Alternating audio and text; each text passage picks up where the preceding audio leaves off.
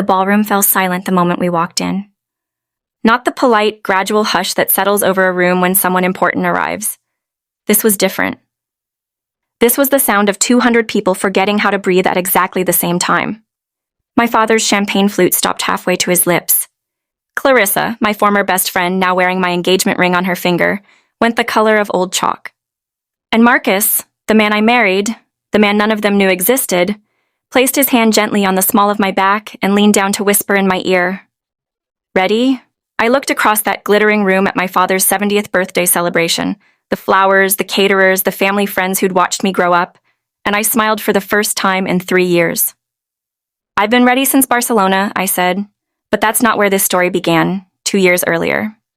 My name is Elena Voss, and until I was 29 years old, I was the kind of daughter who made her father proud in every way that didn't actually matter to him. Top of my law class, fluent in 4 languages, junior partner at a firm that put my father's friends' children to shame. But none of that counted for what my father, Richard Voss, truly cared about, which was connections, bloodlines. The right last name sitting across from his at dinner. You understand how these things work, Elena, he told me once, straightening his cuffs at the breakfast table without looking up. Success isn't just what you do, it's who you are. What he meant was who your family is. Mine, apparently, wasn't quite enough. I met Daniel in my late 20s.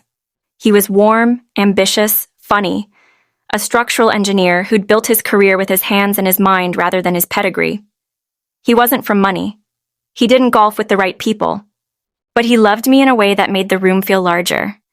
My father tolerated him the way you tolerate a draft, something to be dealt with eventually. Clarissa, meanwhile, had been my best friend since university. Clarissa Hartwell, old money. The kind of last name that opened rooms before you knocked. She came to every dinner, charmed my father effortlessly, and I genuinely believed that she was happy for me. That was my mistake. The conversation happened on a Tuesday. I know because I'd just come home from a particularly grueling deposition, and I was still pulling off my coat when I heard voices in my father's study. The door was slightly open. She deserves better, Daniel. My father's voice, low and certain. I think you know that. I didn't move. She loves you. I can see that. But love isn't architecture. You can't build a life on feelings alone. There are families involved, expectations. A long pause. Clarissa is a different matter, my father continued. She understands this world. She fits. And I think, if you're honest with yourself, you know she's always understood you better than Elena ever could. I stood in that hallway for a very long time. I told myself I'd misheard. I told myself it was some strange, misguided test. I told myself a lot of things over the weeks that followed, while Daniel grew distant and Clarissa started finding reasons to stop by when I wasn't home. The engagement ended on a Thursday. Daniel said we'd grown apart. He couldn't quite meet my eyes. Clarissa texted me 3 days later. Something had happened between her and Daniel. She hadn't meant for it to. She hoped I'd understand someday. My father called that weekend and told me gently that sometimes things work out the way they're meant to. That was the moment I stopped being the daughter he'd shaped and started becoming someone he'd never anticipated. I moved to Barcelona with 2 suitcases and a bruise on my soul the size of a continent. I told no one my plan because I didn't have one. I rented a small apartment near the Gothic Quarter, walked until my feet ached, ate alone at small tables, and slowly, quietly, began to reconstruct myself from the inside out. I found work at an international firm. My languages made me useful in ways my father had never valued. I threw myself into cases that stretched across 3 continents. I stopped performing smallness to make men comfortable. And 14 months after I arrived at a rooftop dinner for a client's closing celebration, I met Alejandro Reyes Montoya. You need to understand something about Alejandro before this story goes further. He is not the kind of man who announces himself. He was the quietest person at that dinner. He asked more questions than he answered. He laughed easily. He listened like it was a skill he'd spent years perfecting. It took me 3 months of working alongside him to discover, entirely by accident, that he was a founding partner of one of Europe's most influential private equity firms, a household name in 14 countries. He sat on the boards of companies my father had spent his entire career trying to impress. When I asked why he'd never mentioned it, he shrugged. You never asked what I did. You asked what I thought. I found that more interesting. We were married in a small ceremony in Catalonia 18 months later. 40 people. No announcement, no social media. My father didn't know I'd remarried. He didn't know much about my life in Barcelona at all. I'd kept our contact minimal, polite, surface level. Birthday calls, holiday texts, a carefully maintained wall disguised as a window. When his assistant sent the invitation to his 70th birthday celebration, I stared at it for a long time. Alejandro found me at the kitchen table with it in my hands. "Do you want to go?" he asked. "I want them to see," I said. "There's a difference." He nodded slowly, understanding everything. Then we go. The night of the party, I wore midnight blue. Simple. Expensive in the way that requires no explanation. Alejandro wore a dark suit and the particular stillness of someone who has spent years in rooms full of important people and learned that composure is its own authority. We were announced at the door the way all guests were. First names only, at my quiet request to the event coordinator.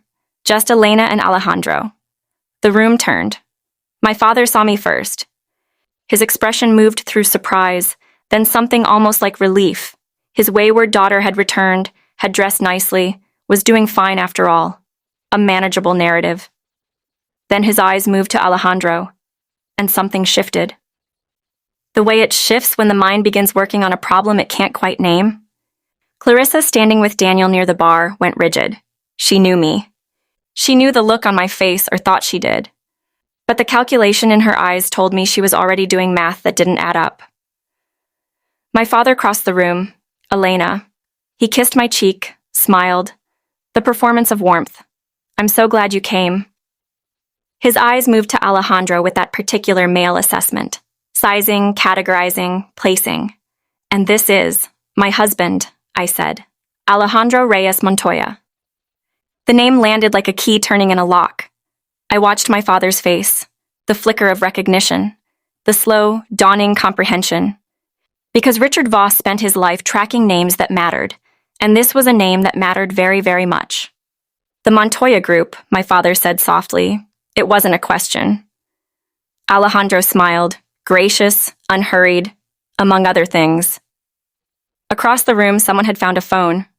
Whispers moved like water finding cracks.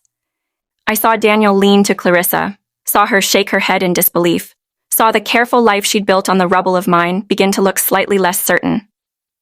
My father looked at me then, really looked at me, for perhaps the first time in years. And I saw it cross his face, the understanding of what he'd done, what he'd cost himself, what he'd thrown away in the name of his own narrow, self-serving definition of suitable. I didn't say any of it. I didn't need to. "Happy birthday, Dad," I said. And I meant it with every quiet, devastating inch of my smile. The epilogue arrived 6 months later. Alejandro's firm acquired a stake in a luxury property portfolio my father had spent a decade trying to access. The handshake, when it came, was with Elena Voss Montoya's husband, which meant it came through me. Daniel and Clarissa married. Their life is fine, I'm told, medium-sized, well-connected, exactly what my father had designed. I harbor them no real anger anymore. Anger requires you to still care what someone thinks of you. I stopped caring somewhere between the Gothic Quarter and the Catalonian coast. Alejandro and I are expecting our first child in the spring. My father calls more often now. He's working on becoming someone worth answering. I haven't decided yet whether to let him. Have you ever been underestimated by someone who had no idea who they were dealing with? Tell me your story in the comments.